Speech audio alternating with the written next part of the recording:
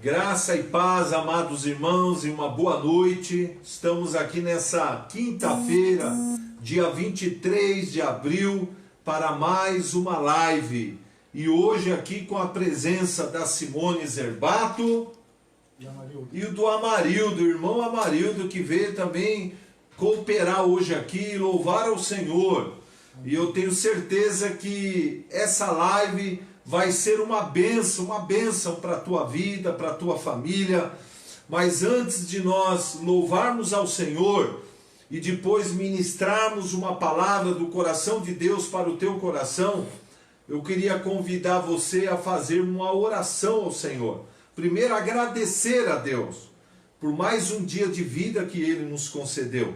Nós temos que ser gratos a Deus por tudo. Gratidão é a palavra-chave na vida de um cristão. Feche os seus olhos. Pai celestial, Pai glorioso, Pai bendito, nessa noite especial, nessa noite gloriosa de quinta-feira, nós estamos aqui reunidos na Tua presença, Pai, com gratidão no nosso coração, louvando e adorando ao Rei dos Reis, o Senhor dos Senhores, a Jesus Cristo, nosso Salvador, nosso Redentor, nossa justiça e nossa paz. E nós somos gratos a Ti, Pai, porque durante todo esse dia o Senhor nos guardou, o Senhor nos protegeu, o Senhor nos sustentou, o Senhor proveu todas as nossas necessidades e nos trouxe hoje aqui para juntos louvarmos e adorarmos ao Senhor. Abençoe essa live, Pai. Abençoe esse culto, Pai, que nós vamos fazer a Cristo. Abençoe a todos os que estão nos assistindo. Abençoe suas famílias. Que a unção do Teu Espírito seja derramada. O poder de Deus, os milagres, os sinais, as orações e também a Tua palavra. Que ela penetre em cada coração, Pai, e faça mudanças reais nas nossas vidas. Nós Te rendemos toda a honra e glória e somos gratos a Ti, Pai. Muito obrigado, aleluia. Aceite e receba o nosso louvor agora, Pai, em nome de Jesus. Eu queria convidar você agora a louvar a Deus conosco. Nós vamos louvar ao Senhor com algumas canções e vamos adorar juntos ao Senhor. Abre o teu coração.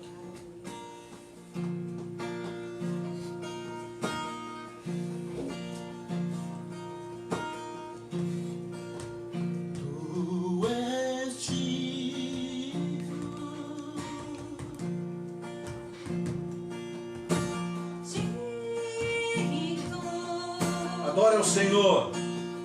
Tu és digno,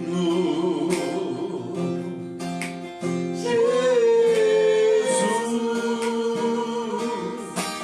Filho de Deus.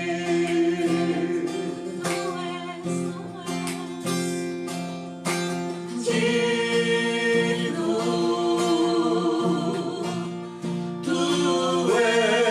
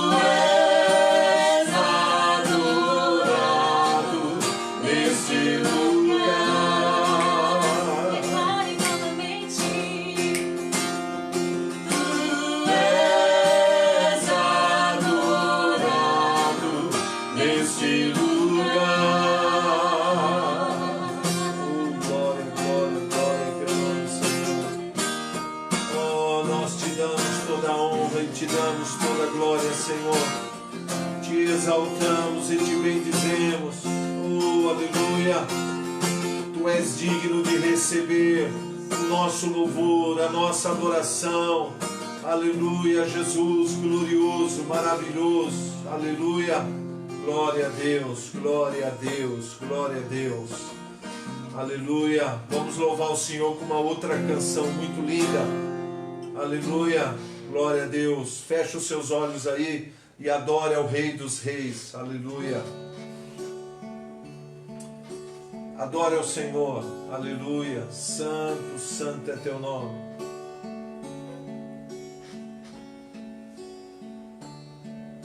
Aleluia. Eu vejo o Rei da Glória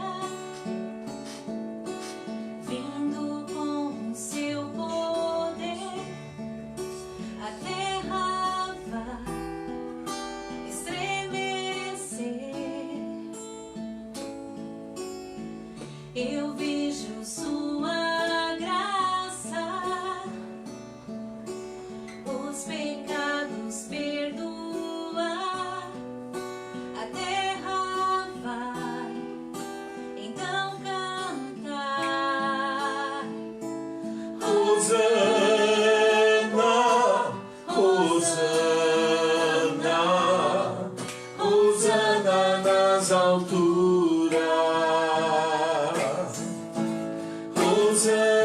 Hosana, Hosana, Hosana nas alturas. Aleluia, glória ao teu nome, Jesus. Eu vejo um povo eleito Aleluia, Jesus, aleluia. assumindo seu lugar pra sua fé compartilhar. Eu vejo avivamento quando o teu povo orar e te buscar, e te buscar. Hosana, Hosana, Hosana nas alturas. Hosana, Hosana, Hosana nas alturas. E limpa o Meu coração, abre os meus olhos para que eu possa ver com o amor que tens por mim. Te amo, Deus. Eu quero ser igual a ti. Tudo o que sou é pro teu louvor, pois contigo vou viver pra sempre. abre o coração Aleluia! e Limpa o meu coração, abre os meus olhos para que eu possa ver com o amor que tens por mim. Te amo. quero ser igual a ti, Deus. Eu Quero ser igual a ti. Tudo o que sou é pra teu louvor, pois contigo vou viver pra sempre.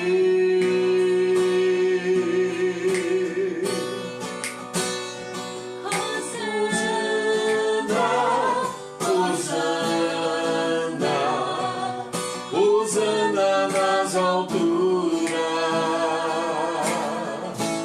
Hosana, Hosana, Hosana nas alturas,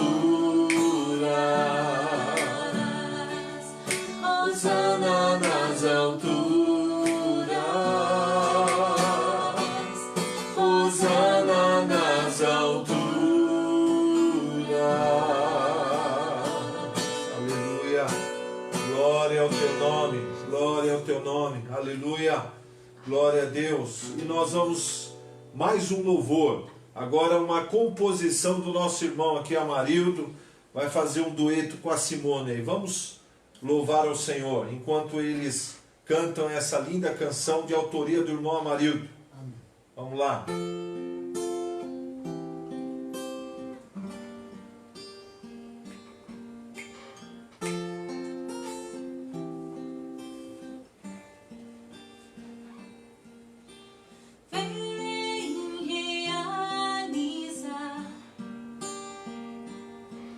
Os teus sonhos, teus planos em mim, vem realizar. Eu estou ao seu dispor, onde me mostrares eu vou. Livra das prisões que me atormentam, liberta-me do cárcere, Senhor. Põe em liberdade, Santo Espírito, e me fazes vencedor, e me fazes vencedor. Vou me entregar completamente, me humilhar em tua presença, vem saciar a minha sede. Santo Espírito habita em mim, Santo Espírito habita em mim, habita em mim.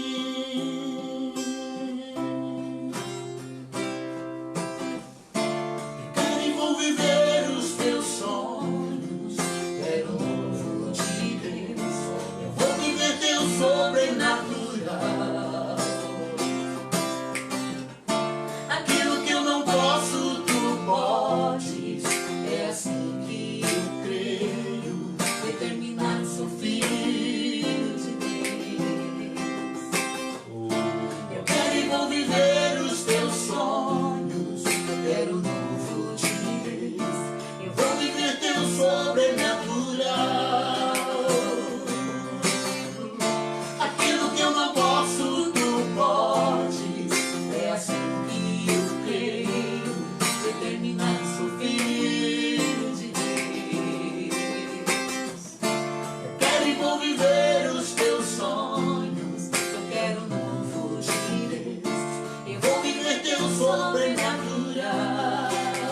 Você vai ser a sua vida. Aquilo que eu não posso, tu Podes, é assim que eu creio, determinado sou filho de Deus, determinado sou filho de Deus, determinado sou filho de Deus. Determinado sou filho de Deus. Oh, maravilhoso, glorioso. Obrigado, Senhor. Obrigado, obrigado. Oh, aleluia. Glória, glória, glória.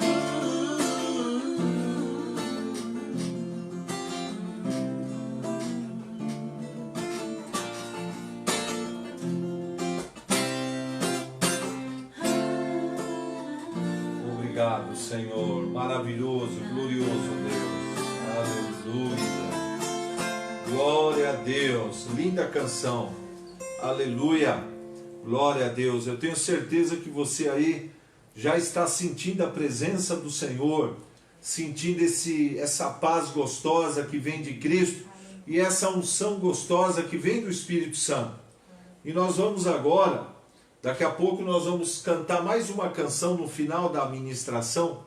Vamos louvar novamente com a canção Hosana, né? Para que a gente possa encerrar a live com esse louvor maravilhoso. Mas como nós havíamos dito, toda quinta-feira nessa quarentena, nós temos dado o nosso ensino que a gente estava dando nas células de comunhão e discipulado nos lares, com base no livro de Provérbios, né? E o tema é a disposição para o pecado e suas consequências. Hoje já é a parte 7.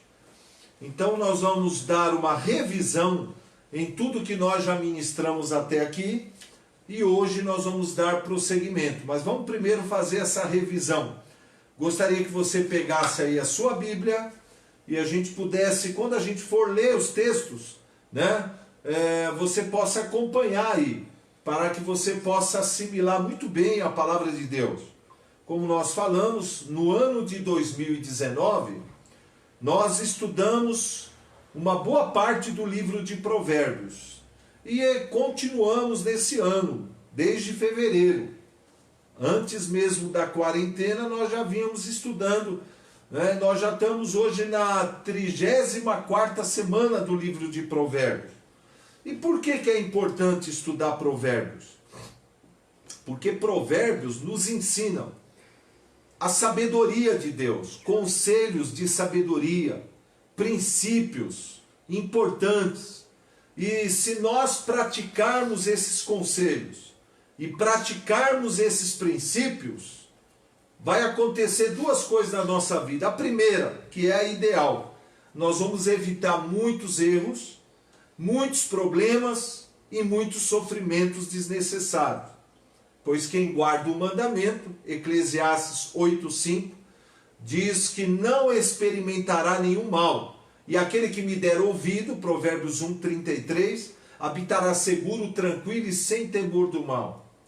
Agora, provérbios de sabedoria e esses conselhos e princípios que nós aprendemos em Provérbios, também nos ajuda a resolver problemas. Caso nós tenhamos cometido erros, decisões erradas, esses ensinamentos vão nos ensinar a resolver esses problemas e amenizar a nossa dor e o nosso sofrimento.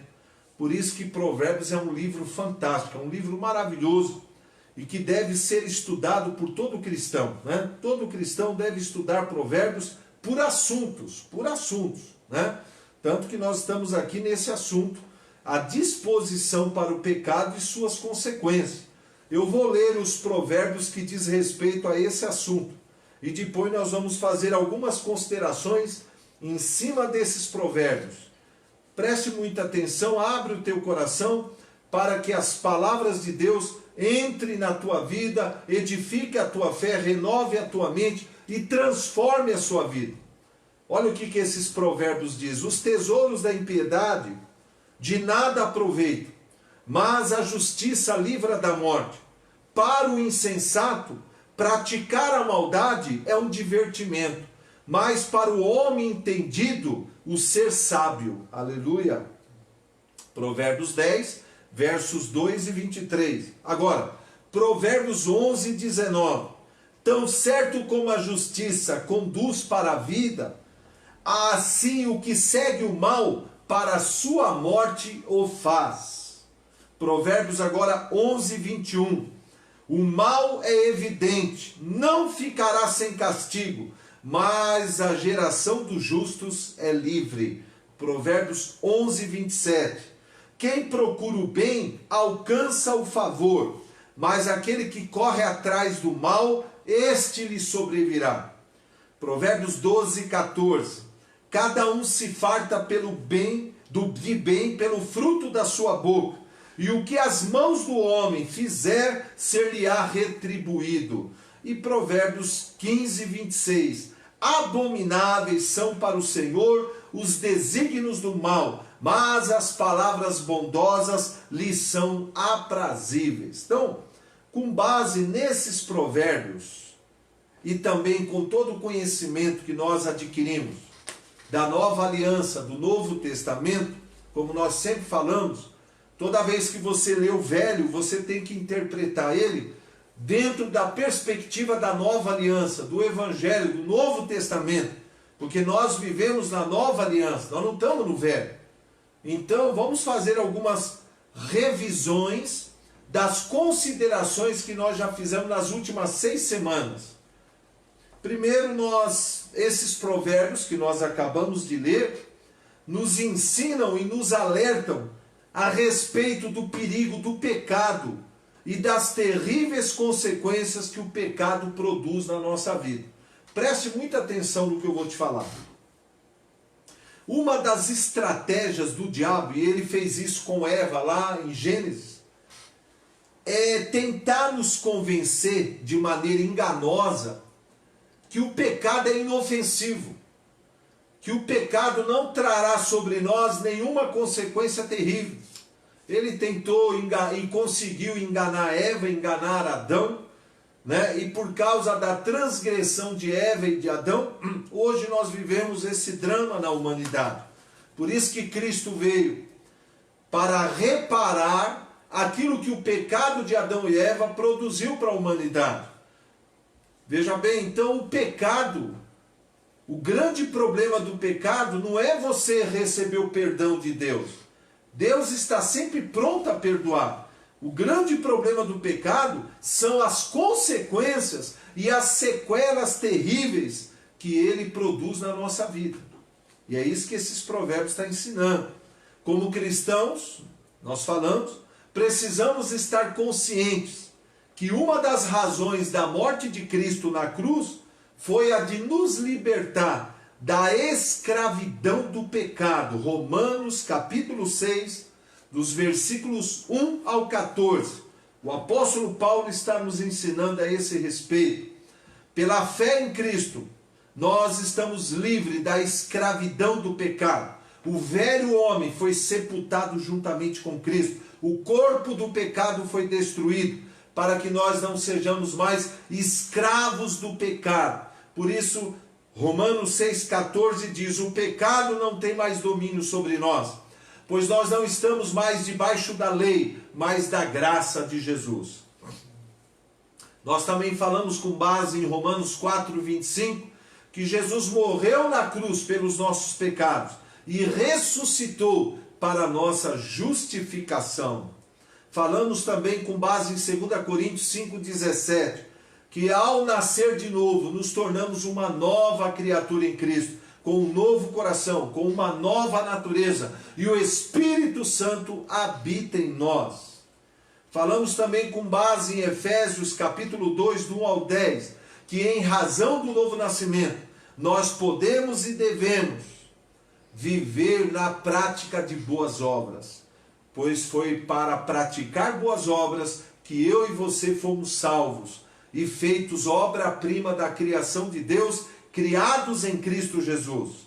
Falamos também com 1 Coríntios 6,11, que o sangue de Jesus nos lavou dos nossos pecados e nos justificou de toda a culpa. Aleluia!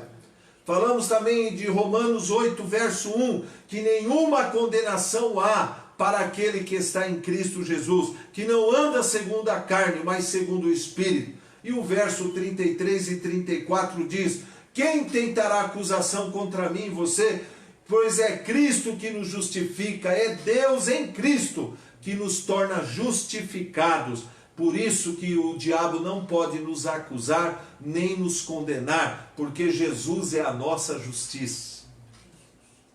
Falamos também com base em Isaías 53, que Jesus assumiu o nosso lugar, a nossa culpa, e foi condenado por todos nós. O inocente foi declarado culpado e condenado para que todos os culpados sejam salvos e justificados por sua graça. Falamos também, ensinamos na primeira parte, há 5 semanas atrás, que em razão do novo nascimento, eu e você fomos libertos da velha natureza e da escravidão do pecado. Como diz Romanos capítulo 8, a lei do Espírito da vida em Jesus nos livrou da lei do pecado e da morte. Falamos também com base em 1 João 5,18, que nós estamos debaixo dessa promessa, por causa da nossa aliança com Cristo. O que diz 1 João 5,18? Todo aquele que é nascido de Deus não vive na prática do pecado. Portanto, Deus o guarda, ele conserva a si mesmo e o maligno não lhe toca. Glória a Deus. E por que o maligno não pode nos tocar? Por duas razões. Primeiro, porque ao nascer de novo, nós fomos colocados debaixo de 4 coberturas espirituais. Você vendo ou não, sentindo ou não, é isso que a palavra diz. Eu e você, em razão do nosso novo nascimento e da nossa aliança com Cristo, fomos colocados debaixo de 4 coberturas. A cobertura da palavra da verdade, a cobertura do sangue de Jesus, a cobertura do nome de Jesus e também dos poderosos anjos do Senhor. E debaixo dessas 4 coberturas, o inimigo não pode tocar você. Agora, ele também não pode te tocar porque você não vive na prática do pecado. Podemos, eventualmente, por um vacilo ou uma fraqueza, cometer um pecado. Mas é diferente de viver constantemente na prática do pecado. E é isso que o inimigo quer. O que o inimigo quer é nos tirar dessa posição que nós estamos em Cristo, para que nós sejamos vulneráveis aos seus dardos inflamados. Ele sabe que se nós permanecermos debaixo do esconderijo do Altíssimo, na sombra do Onipotente, ele não pode nos atingir com os seus dardos. Então ele trabalha no sentido de nos remover da nossa posição em Cristo.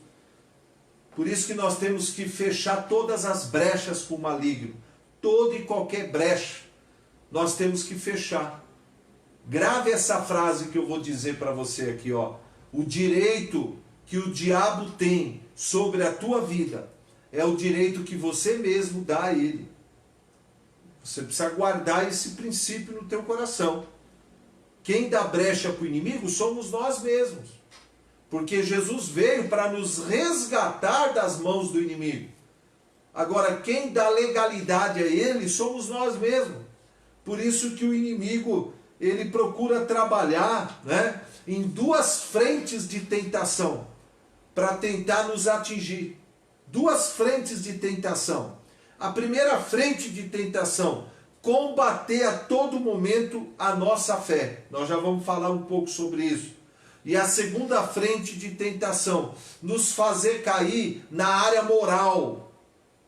Se ele não consegue te derrubar na área da fé, ele tenta te derrubar na área moral. E é isso que nós estamos estudando nessa semana. Como combater o bom combate. Como resistir às sugestões e tentações malignas. E nos conservar em comunhão com o Senhor. E nos conservar debaixo da cobertura do sangue, da palavra, do nome de Cristo e dos gloriosos anjos do Senhor, que acampa-se ao redor dos que o temem e os livra de todo o mal.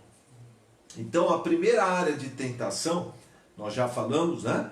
É o inimigo, ele procura combater a todo momento a nossa fé. Inclusive, os nossos ânimos estão acirrados, né? Estão aflorados. Por causa dessa quarentena, dessa pandemia, ninguém aguenta mais ficar dentro de casa sem poder fazer nada. Quem trabalha home office, tudo bem, mas aqueles que precisam sair para trabalhar, não estão podendo trabalhar e não estão podendo ganhar o seu dinheiro, pagar suas contas. E se não basta isso, o desgaste de ficar ali o dia inteiro dentro de casa, e se não basta isso, as dívidas chegando, e se não basta isso, infelizmente, a notícia de que muitos estão morrendo, muitos estão enfermos. E aí vem o medo, será que eu vou ser a próxima vítima? Será que alguém da minha família vai ser contaminado? Né? Quando vai acabar isso? Será que eu vou perder meu emprego? Quer dizer, a nossa fé está sendo duramente provada nessa quarentena. O inimigo ele procura a todo momento combater a nossa confiança em Deus, combater a nossa fé e o nosso posicionamento na palavra de Deus, a fim de impedir que a promessa se cumpra na nossa vida e a gente viva uma vida cristã vitoriosa e frutífera. Se você for honesto, você vai reconhecer. Tua fé está sendo testada ao limite. E é nessa hora que você precisa aprender, combater o bom combate da fé, como Paulo ensinou para o seu filho na fé, Timóteo, 1 Timóteo 6,12. Por isso que é importante nós edificarmos a nossa fé sobre a palavra de Deus, né? E por quê? Porque esse assunto de edificação da fé é o assunto mais importante da Bíblia e é o assunto mais falado na Bíblia, né? Porque é por meio da fé que nós nos relacionamos com Deus, é por meio da fé que nós recebemos a nossa salvação, é por meio da fé que nós vencemos os ataques malignos, é por meio da fé que nós tomamos posse das bênçãos e vemos nossas orações sendo atendidas e operamos milagres. Tudo gira em torno da fé. Por isso que Hebreus 11:6 diz: sem fé é impossível agradar a Deus. Falamos também que Satanás, para combater a nossa fé e roubar a nossa confiança, ele utiliza 4 armas. E ele ataca a nossa alma com essas 4 armas, todos os dias. Você só vai estar livre desse combate o dia que você partir dessa terra e for para a glória, ou o dia que Cristo arrebatar a sua igreja. Enquanto estivermos aqui, haverá esse bom combate da fé. Mas o bom é saber que Cristo já venceu por mim e por você. E em Cristo somos mais do que vencedores. Mas nós precisamos aprender como combater o bom combate da fé. E como é que o inimigo trabalha. Ele trabalha explorando, né, atacando a nossa alma com 4 armas. O engano, o inimigo é o rei do engano, com o que Paulo chama de sofisma. O que é uma sofisma? É uma mentira com cara de verdade. É uma mentira muito bem articulada pelo inimigo para nos induzir ao erro. Satanás é o mestre do engano. Ele é o pai da mentira. Também a dúvida. A maior ladra das bênçãos de Deus é a dúvida. E a dúvida é uma sugestão do inimigo. Também a incredulidade. E também o medo. E a ansiedade. O inimigo usa essas 4 armas, atacando a nossa alma. São dardos inflamados que ele lança para nos controlar, para nos paralisar e nos deixar vulneráveis a ele. Nós não podemos impedir que uma mentira venha. Nós não podemos impedir que a dúvida venha. Nós não podemos impedir que o medo e a ansiedade venham. Mas nós não podemos deixar que essas coisas nos controlem. Por isso que nós temos que resistir ao diabo e ele fugirá de nós. Nós temos que resistir ao maligno, resistir Satanás, para que essas setas malignas não nos controlem. Porque o que dá legalidade ao inimigo é quando nós deixamos a dúvida nos controlar. É quando nós deixamos o medo e a ansiedade nos controlar. A ansiedade nos torna vulneráveis.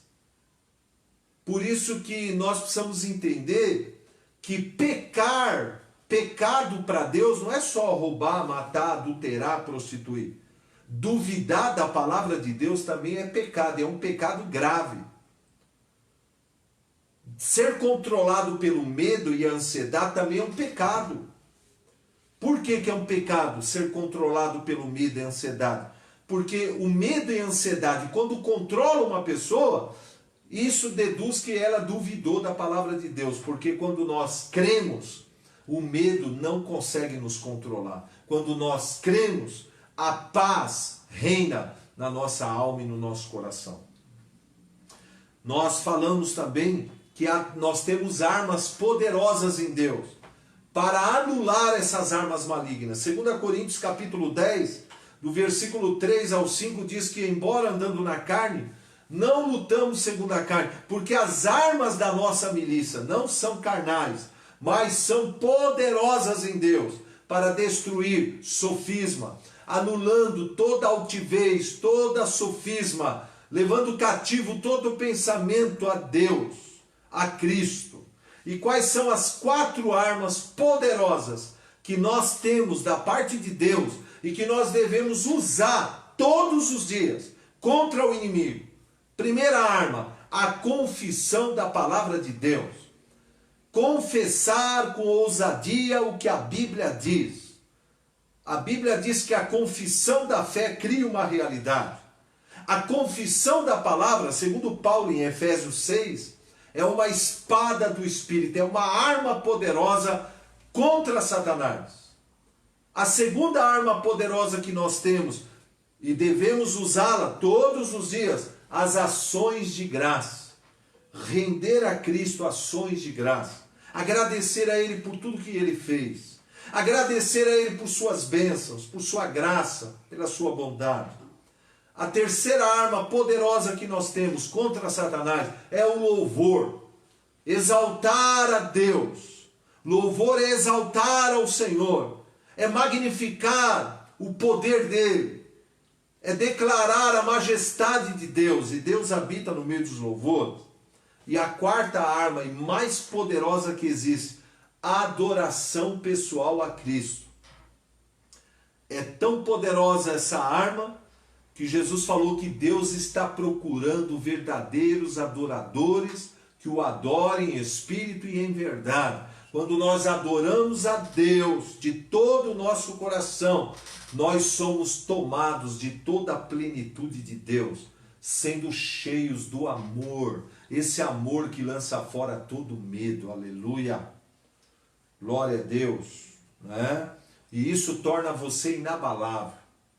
A prática diligente dessas 4 armas espirituais, confissão, ação de graça, louvor e adoração, vai fortalecer a nossa fé, vai transformar a nossa alma, criando em nossos corações uma forte consciência acerca da presença do Espírito Santo, das promessas de Deus, dos fatos redentores e do poderoso, majestoso, infinito e imutável amor de Deus.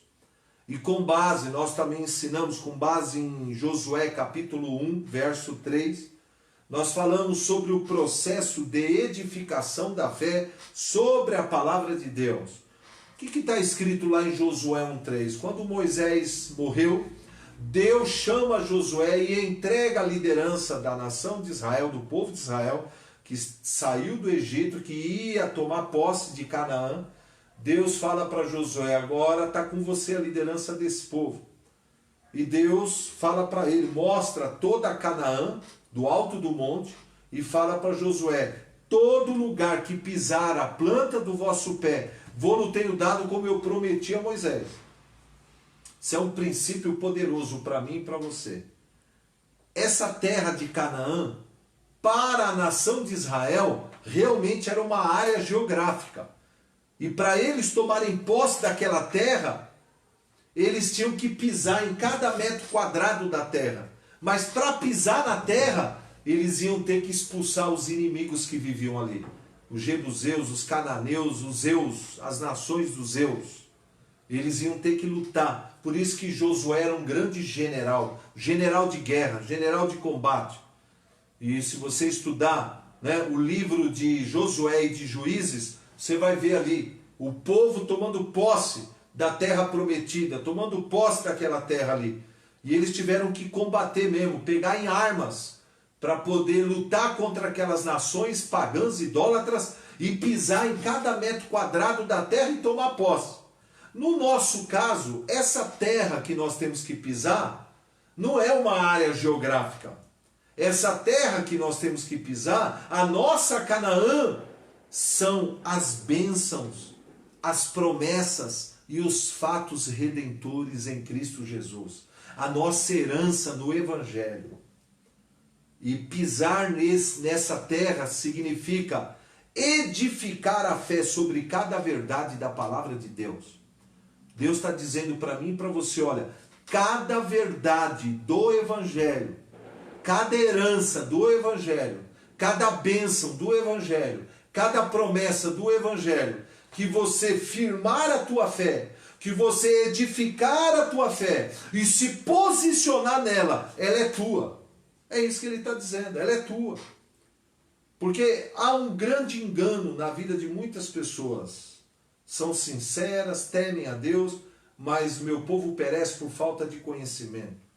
Muita gente acha que as promessas de Deus e os fatos redentores da nova aliança vão se cumprir na vida delas de maneira automática, quando Deus quiser na sua soberania. Isso é um engano do diabo. Tudo que Jesus podia fazer por mim e por você, ele já fez há 2000 anos atrás. Ele não vai vir mais morrer por mim, nem por você. A obra redentora já foi consumada há 2000 anos. Tudo que Jesus podia e tinha que fazer pela minha salvação, pela minha redenção e a tua redenção, ele já fez. Jesus não vai fazer mais nada por você, nem por mim. Ele já fez tudo por nós.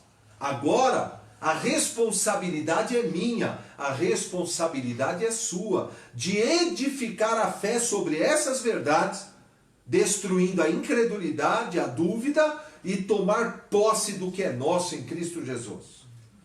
Tomar posse do que é nosso em Cristo Jesus. Este é o ensinamento que nós aprendemos nos evangelhos e nas cartas doutrinárias. Receber pela fé aquilo que já é nosso em Cristo Jesus, pelo processo de edificação da nossa fé sobre a palavra de Deus, sobre a palavra do Senhor, para viver essa vida abundante que Cristo conquistou para nós, para viver à altura da nossa herança como filho de Deus e das bênçãos de Abraão e das bênçãos da nova aliança, e servir ao Senhor, vencer as astutas ciladas do diabo, dar frutos para o reino de Deus e ser mais do que vencedor e inabalável. Nós precisamos, com a ajuda do Espírito Santo, edificar a nossa fé sobre cada verdade da palavra, cada promessa, cada fato redentor, cada verdade objetiva que o Senhor diz a nosso respeito e a respeito de Cristo. É nossa responsabilidade edificar a nossa fé. E é isso que o inimigo combate a todo momento. É isso que o inimigo procura combater a todo momento. Ele procura a todo momento combater a nossa fé, combater o nosso posicionamento e tentar nos impedir de buscar ao Senhor, praticar essas leis da comunhão, para que nós não consigamos destruir a incredulidade. E aí, sem essa fé é impossível agradar a Deus, irmãos. Sem essa fé é impossível. Por isso que Romanos capítulo 8, verso 26 e 27 diz que o Espírito Santo veio para nos ajudar a vencer nossas fraquezas através dos gemidos inexprimíveis. Quando nós oramos em línguas, quando nós praticamos a oração em línguas, o Espírito Santo intercede por nós com gemidos inexprimíveis, orando segundo a vontade e o propósito de Deus, para nos ajudar a vencer as nossas fraquezas. Quais fraquezas? A fraqueza da incredulidade, da dúvida e do medo. E ter uma fé inabalável, edificada na palavra de Deus. Nós também falamos sobre o processo de assimilação e meditação sobre a palavra de Deus, sobre assuntos específicos, para nós termos uma visão panorâmica da palavra de Deus em cada assunto, com a ajuda do Espírito Santo. Na medida que você se entrega a Ele na oração em línguas, na leitura da palavra e na meditação sobre a palavra, você vai assimilar a verdade no teu espírito. Essa assimilação da verdade não é gerada por causa do seu QI, coeficiente de inteligência. Não é a sua teologia tradicional que vai te dar essa revelação, esse entendimento, mas é a comunhão com o Mestre Espírito Santo que habita em você. É Ele que te guia a toda a verdade. É Ele que te dá o espírito de revelação e de sabedoria. É Ele que ilumina os olhos do teu coração. É Ele, é o Espírito Santo. Por isso que nós precisamos ter comunhão com o Espírito Santo. Todos os dias, comunhão com o Espírito Santo. Orando em línguas, examinando as Escrituras, meditando na palavra de dia e de noite, para crescermos no entendimento revelado da palavra. Como diz o Salmo 119, verso 130, a revelação da tua palavra esclarece e dá entendimento para as pessoas simples. Aleluia. Nós falamos também, que nós devemos também, nesse processo de edificação, meditar no MD, nos 12 assuntos do MD. Quais são os 12 assuntos do MD? Que nós devemos todo dia meditar de dia e de noite para edificar a nossa fé. Salvação e justificação em Cristo.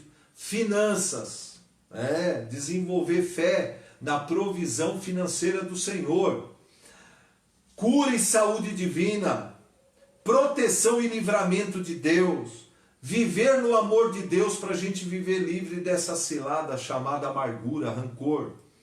A fé do tipo de Deus, a autoridade do cristão, a maravilhosa pessoa do Espírito Santo, a gloriosa oração em línguas, quem somos, o que temos e o que podemos em Cristo, a nossa nova identidade, mordomia, servindo o Rei Jesus e as profecias do reino de Deus, para que a gente esteja consciente que a volta de Cristo está iminente, está próxima. A qualquer momento o Rei dos Reis voltará, mas antes ele vai arrebatar sua noiva. Aleluia! Antes da sua segunda vinda, a noiva vai ser levada no piscar de olhos. Por isso nós temos que nos preparar. E nós falamos também sobre a importância, dentro dessa primeira tentação, área de tentação, que é o combate da fé. Nós devemos praticar o que está lá em Efésios capítulo 6, do verso 10 ao 18. Se revestir de toda a armadura de Deus, para poder resistir no dia mau e vencer tudo e se tornar inabalável no Senhor. Tudo isso nós aprendemos dentro dessa primeira área da tentação, a área da fé. Bom, vamos supor que o inimigo não conseguiu te derrubar na fé, não conseguiu tirar você do seu posicionamento de fé. Então ele vai atacar numa outra frente de tentação, que são as tentações na área moral. Nós falamos disso quinta passada. Vou dar uma revisada rápida e depois nós vamos prosseguir. Veja bem, o inimigo, se ele não consegue nos derrubar na área da fé, ele vai tentar de todas as maneiras nos levar a transgredir a palavra de Deus na área moral, para comprometer a nossa saúde mental, a nossa saúde emocional e a nossa saúde espiritual, separando-nos de Deus, comprometendo a nossa comunhão com Deus. Se tem uma coisa que o inimigo teme, é a nossa comunhão com Jesus. Frequentar igreja é bom, mas não é tudo. Ter um cargo na igreja é bom, mas não é tudo. O que realmente é relevante e o que realmente faz a diferença é conhecer a Cristo verdadeiramente. Não como Jó, que disse, eu te conhecia só de ouvir falar. Mas conhecer Jesus realmente. Ter uma intimidade com Cristo. Ter uma comunhão com Cristo. E o inimigo odeia isso. Odeia a nossa comunhão com Cristo. E ele tem muito medo da nossa comunhão com Cristo. Por quê? Porque a nossa comunhão com Cristo vai produzir, primeiramente, profundas mudanças em nossas vidas e também vai transformar eu e você num instrumento poderoso de Deus para alcançar vidas. Deus vai poder nos usar de uma forma sobrenatural e nós vamos nos tornar ganhadores de almas. E é isso que o inimigo não quer. Um crente que vive na carne é um crente que não prega, é um crente que não evangeliza, é um crente que não ora, é um crente que não faz a obra, é um crente improdutivo, infrutífero, e acaba vivendo uma vida cristã medíocre. Agora, quando a gente começa a ter comunhão com o Senhor, tudo muda. E aí o amor de Deus começa a ser derramado no nosso coração, a gente começa a ser movido pela compaixão aos perdidos. Aí a gente quer pregar o evangelho, a gente quer ganhar almas, a gente quer servir o Senhor, servir o próximo. Porque é o amor de Deus se movendo nos nossos corações. E aí nós falamos com base em Gálatas, capítulo 5, lembra que nós lemos? Vou pedir para você ler de novo, Gálatas 5, do 16 ao 23, o apóstolo Paulo está falando que se nós andarmos no Espírito, nós não vamos satisfazer os desejos da carne. Aí ele fala dessa guerra que há em nós. A carne luta contra o Espírito luta contra a carne, e eles são opostos entre si, para que porventura não façais o que seja do vosso querer. Há uma guerra dentro de nós. E nós só tomamos conhecimento dessa guerra depois que a gente nasce de novo. Porque quando o nosso espírito estava morto, a carne reinava soberana na nossa vida. E não havia ninguém que pudesse combater e se opor à carne, porque o espírito estava morto. Mas quando o nosso espírito reviveu pelo novo nascimento, aí se instalou dentro de nós uma verdadeira guerra. É uma guerra. É o espírito que nasceu de novo, pela nova vida em Cristo, lutando contra a carne. E é uma guerra. É como se tivesse duas pessoas dentro de você. Uma parte de você quer orar, quer servir a Deus, quer buscar o Senhor, quer santificar. E a outra parte não. A outra parte quer ir para o mundo, quer satisfazer os desejos da carne. E ele chama esses desejos da carne, ele chama essa vida na carne de frutos da carne. Lembra? Os frutos da carne. E ele divide esses frutos da carne em 3 grupos. Os frutos da carne, que envolve diretamente o nosso espírito e que ofende diretamente a Deus, que é a prostituição, a impureza, a lascívia e a idolatria. E a idolatria representando aqui, conforme Romanos 1, o pecado do homossexualismo e do lesbianismo. Aí vem o segundo grupo, que são os pecados que envolvem a alma, nossa alma, e que afeta e ofende diretamente o próximo, que é a feitiçaria, que é representada aqui pela rebeldia, porque lá no Velho Testamento diz que o pecado da rebeldia é como uma feitiçaria para Deus. Inimizades, porfias, ciúmes, iras, discórdias, dissensões e facções, ou invejas, né? E também existem os frutos da carne, que está diretamente relacionado aos pecados do corpo, e que afeta diretamente a nós, que é a bebedice, né? Não é só bebedice aqui, não é só beber, bebida alcoólica, tomar café demais, né? E também glutonaria nessa quarentena, ai, quando acabar essa quarentena, como é que nós vamos fazer para perder os quilinhos que a gente acumulou, né? Então, glutonaria, e ele fala aqui, coisas semelhantes a estas. Sabe aqueles hábitos indisciplinados? Isso aqui é fruto da carne. Veja bem. E nós aprendemos que existem pecados que ofendem diretamente a Deus, pecados que ofendem diretamente ao nosso próximo e pecados que ofendem diretamente a nós.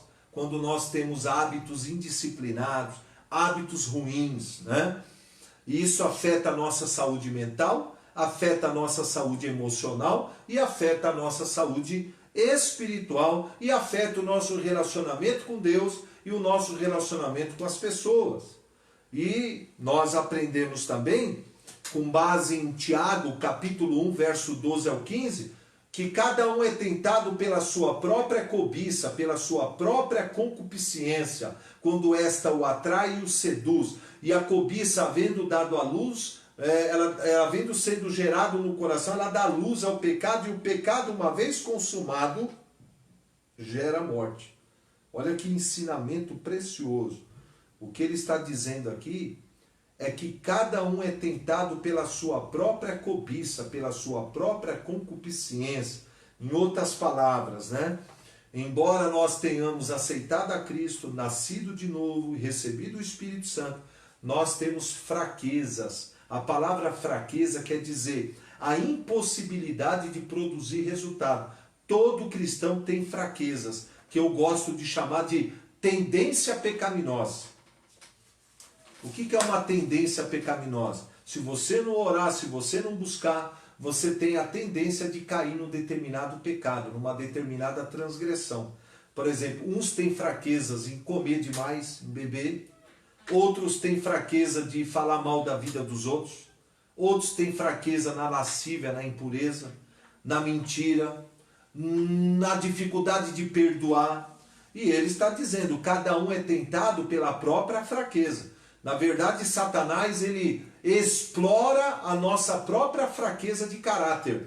Ele explora as nossas próprias fraquezas da alma, para tentar nos induzir à prática do pecado. E uma vez caindo no pecado, né, ele compromete então a nossa saúde mental, emocional e espiritual e a nossa comunhão com Deus. Por isso que Jesus declarou em Mateus 15, Jesus declarou, mas o que sai da boca vem do coração. E é isso que contamina o homem, porque do coração procede os maus desígnios. Aí ele fala que homicídios, adultérios, prostituição, furtos, falsos testemunhos, blasfêmios, ele diz, são essas coisas que contaminam o homem. Aí ele diz, mas comer sem lavar a mão não contamina. Então, como nós falamos, o Satanás ele procura explorar as inclinações da carne. Ele procura explorar as tentações e seduções desse mundo e as fraquezas de caráter para nos induzir à prática do pecado na área moral, para contaminar nossas mentes, contaminar os nossos corações e comprometer a nossa comunhão com Deus e o cumprimento das suas promessas e do propósito que Ele tem para a nossa vida. Paulo declara em 1 Coríntios 10, 13, não veio sobre vós nenhuma tentação senão humana, mas fiel é Deus, que vos não deixará tentar acima do que podeis resistir. Antes, com a tentação, Ele vai dar também o escape para que vocês possam suportar. Que ensinamento precioso. Paulo está dizendo que toda sugestão maligna na área moral, toda tentação, nunca vai ser acima da nossa capacidade de resistir. Por isso que nós precisamos vigiar, não subestimar a nossa carne, não subestimar o nosso inimigo, não subestimar o mundo. Nós temos 3 inimigos que nós temos que lutar e vencer todos os dias. O maligno, a nossa própria carne, fraquezas da alma e do caráter, e também esse mundo que jaz no maligno. Essa sociedade que vive na influência satânica, na influência da mentira, em valores totalmente invertidos ao nosso. Viver nesse mundo é nadar contra a maré. E nós só podemos vencer o mundo por meio da nossa fé em Cristo e da nossa comunhão com o Espírito Santo. Agora, se nós nascemos de novo, se nós temos a natureza de Cristo, se o Espírito habita em nós, nós podemos rejeitar as sugestões malignas e vencer toda e qualquer tentação maligna na área moral. Agora, veja bem, como que a gente faz isso? Aí que eu venho dar a você agora a 7ª parte hoje. Uma parte curta, mas fundamental. Nós vamos falar hoje sobre o Espírito Santo e os processos para o crescimento e o desenvolvimento espiritual do cristão. Digo para você, depois do novo nascimento, o maior desejo do coração de Deus é ver você crescer e se desenvolver espiritualmente. Eu não sei se você tem esse interesse.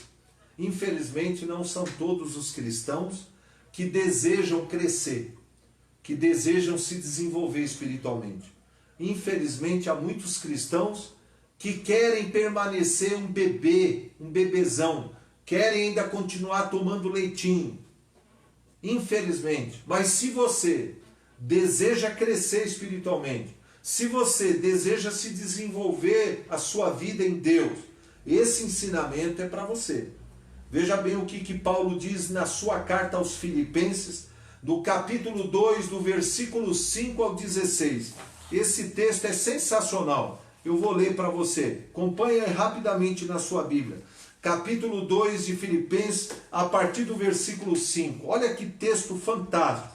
Ele diz, tende em vós o mesmo sentimento que houve também em Cristo Jesus.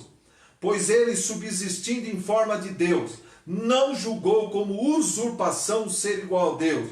Antes a si mesmo se esvaziou, assumindo a forma de servo, tornando-se em semelhança de homens, reconhecido em figura humana. A si mesmo se humilhou, tornando-se obediente até a morte, e morte de cruz.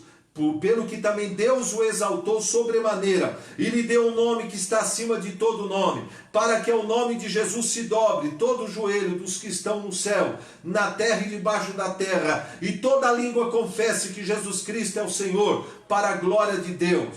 Agora olha o 12.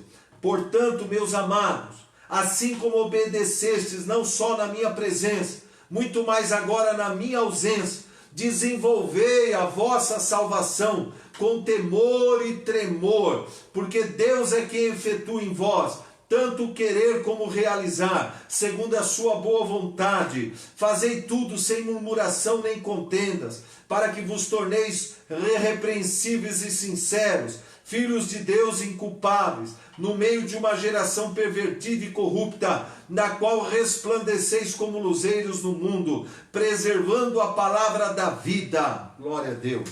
Veja bem, que texto profundo, maravilhoso. Vamos meditar um pouco nesse texto, né? Veja bem, o que Paulo está dizendo nesse texto? Que nós devemos nos espelhar em Cristo e desenvolver em nossos corações o mesmo sentimento que houve em Cristo. Que sentimento que era esse?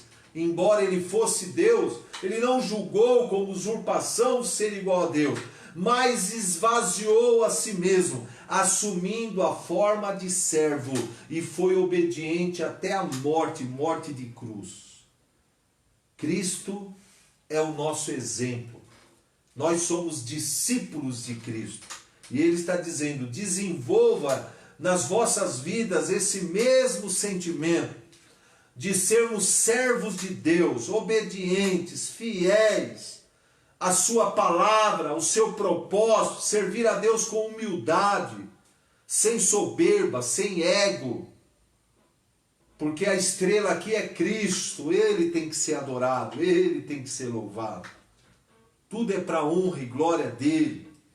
E aí ele diz o seguinte, verso 12, para a gente se tornar semelhante a Cristo, crescer na mesma estatura de Cristo, nós temos que desenvolver a nossa salvação. Olha o que ele diz, desenvolva a sua salvação. Talvez você esteja perguntando, mas o que significa desenvolver a salvação?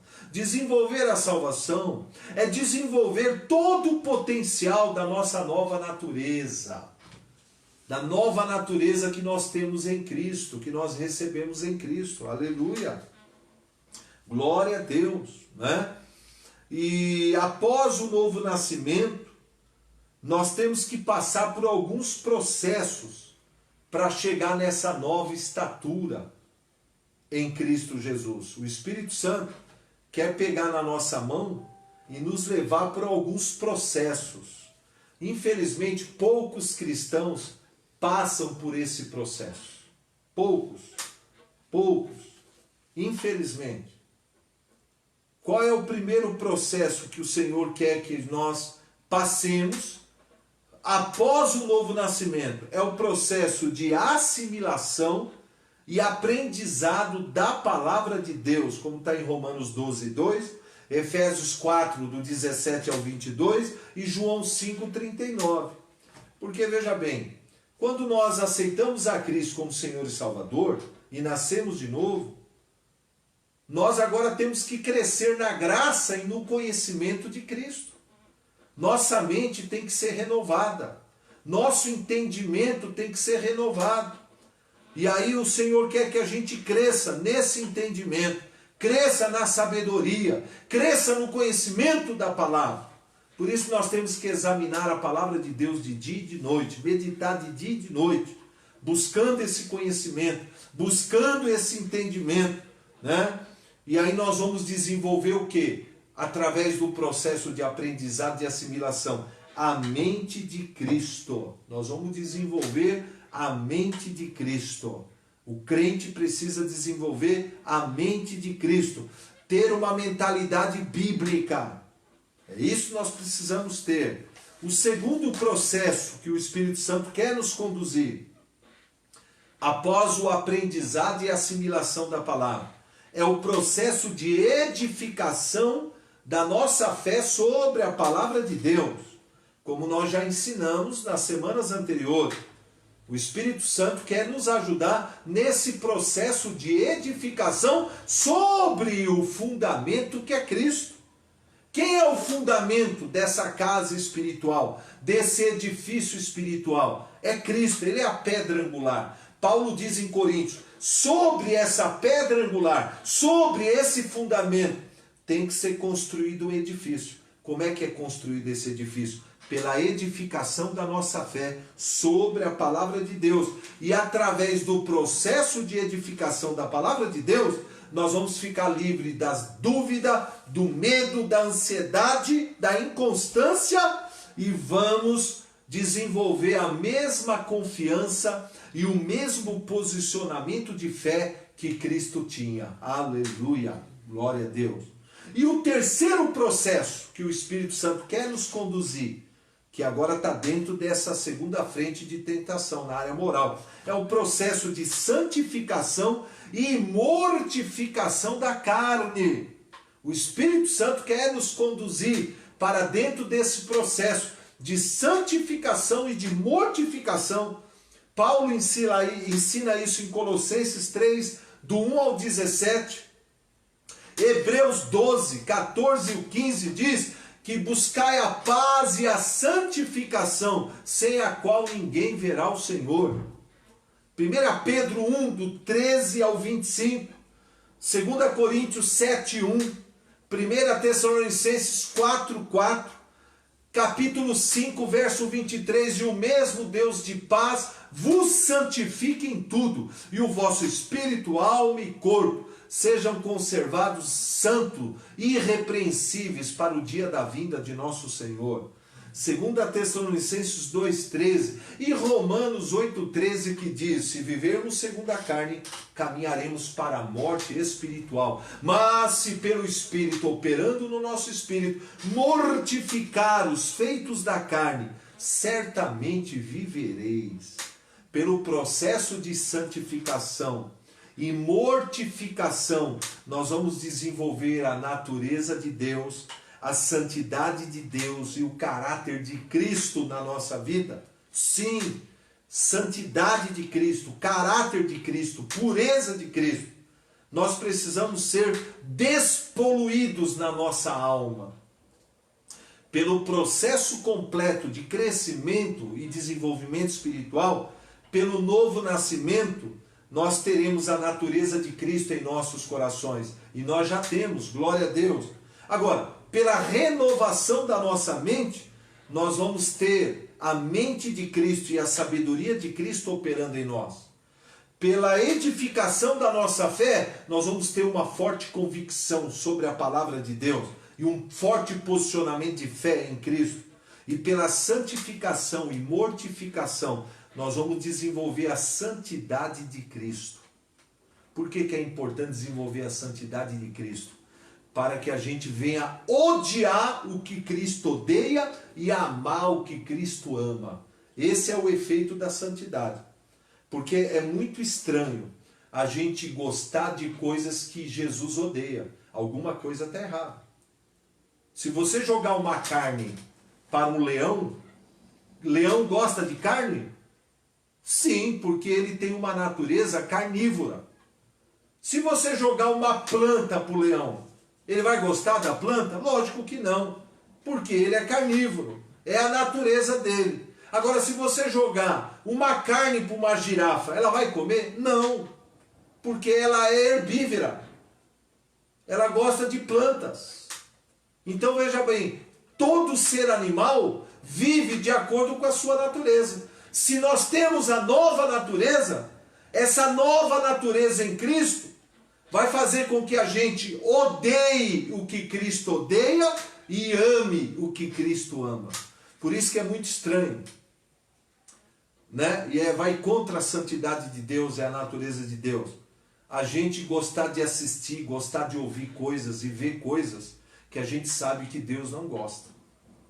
Isso é prova de que a nossa alma está poluída pelo mundo, poluída pelo pecado.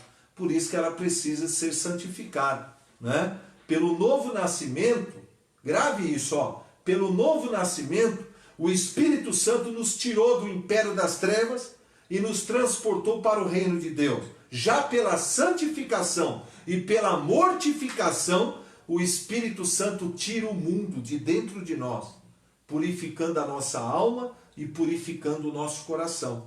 E pelo processo de santificação e purificação, é uma espécie de formatação. Sabe o computador? Quando ele está cheio de vírus, ele está carregado, ele está travando. Às vezes a nossa alma está assim, ela está igual um computador cheio de vírus, travando, carregado, ele não funciona direito.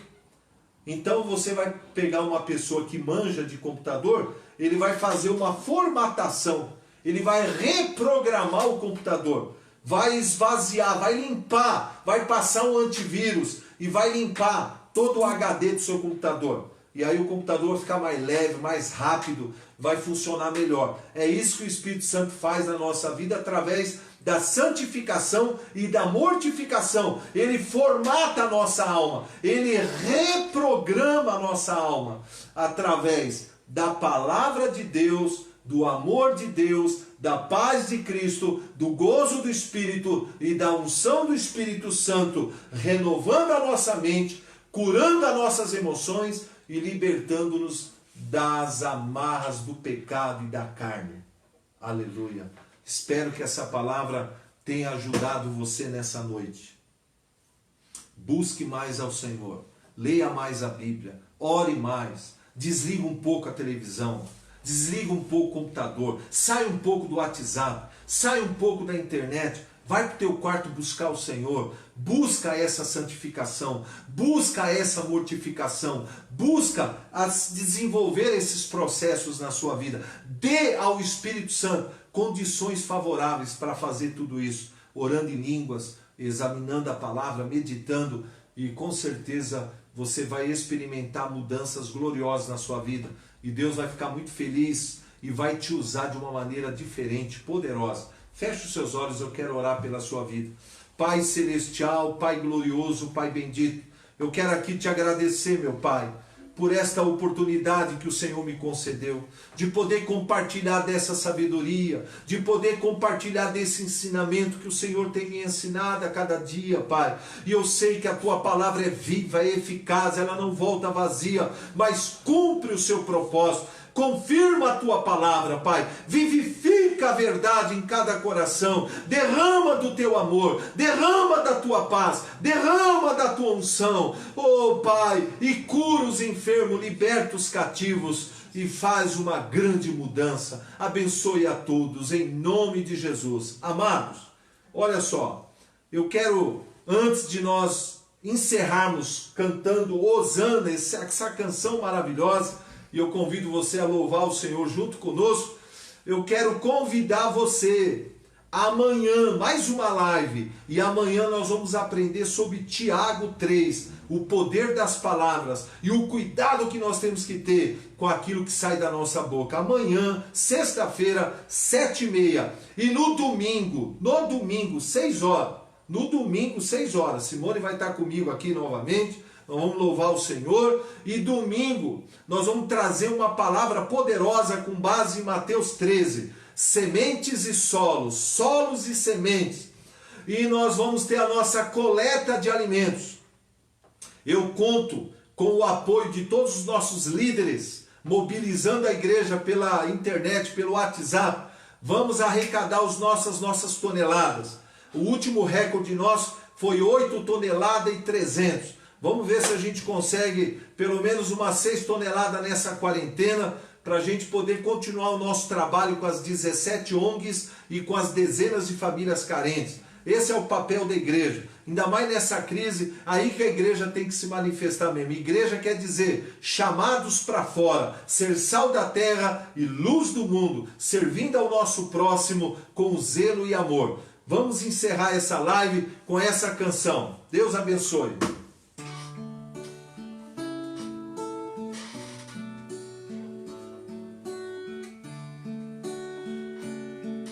Glória ao teu nome, Senhor. Aleluia. Eu vejo o Rei da Glória vindo com o seu poder. A terra vai estremecer. Eu vejo sua graça. Os pecados perdoar. A terra vai então cantar. Louve ao Senhor conosco. Hosana, Hosana, Hosana nas alturas. Hosana, Hosana, Hosana nas alturas. Aleluia. Glória ao teu nome, Senhor. Eu vejo um novo elenco Oh, glória. assumindo seu lugar pra sua fé compartilhar. Eu vejo avivamento Aleluia, Senhor. quando teu povo orar e te buscar, e te buscar. Louve ao Senhor conosco. Hosana, Hosana, Hosana nas alturas. Hosana, Hosana, Hosana nas alturas. E limpa o Meu coração,